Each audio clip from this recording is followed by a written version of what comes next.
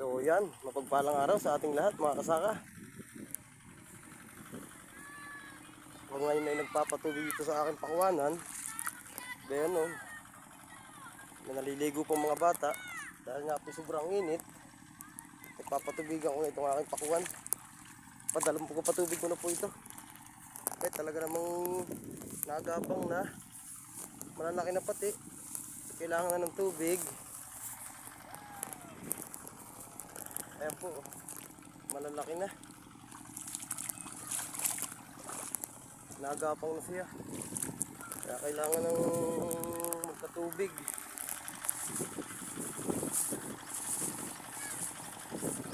Ayan po, nagapang na. Malapit na po mapuno.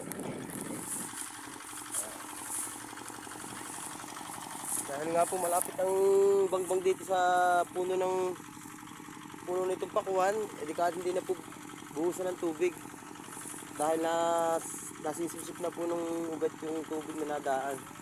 Kaya po siya malapit. Ayan. Marami na. Puno na ng tubig.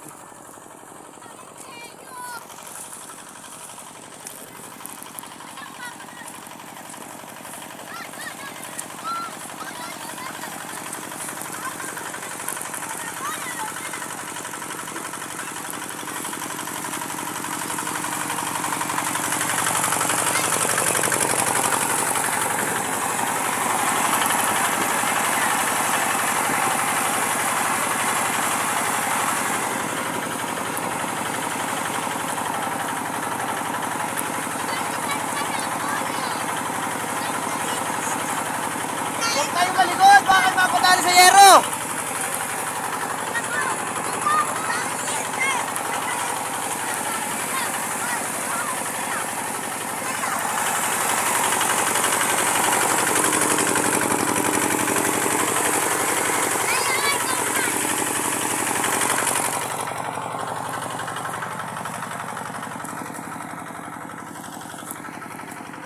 Ito po kabila ay wala pa.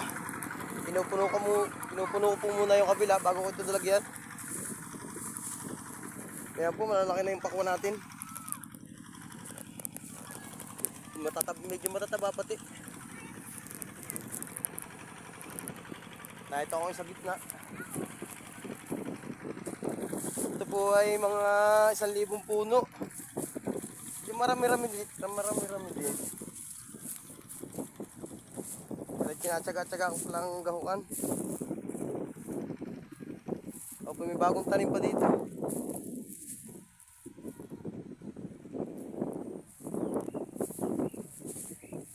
At ako pang tatanim pa.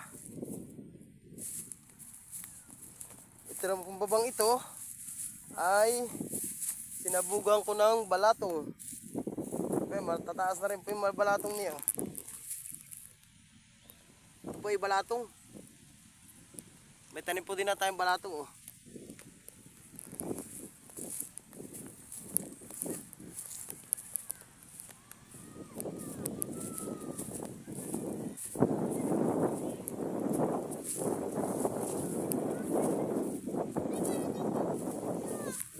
May tsaga-tsaga lang po.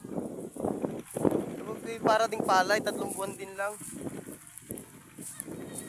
Ito po ay mga June. Ma-harvestin na po ito. Yun. Ito po, mapuno-puno na rin. Oh. Hanggang dito lang po. Sana po maging ligtas tayo sa pang-araw-araw nating gawain. God bless po.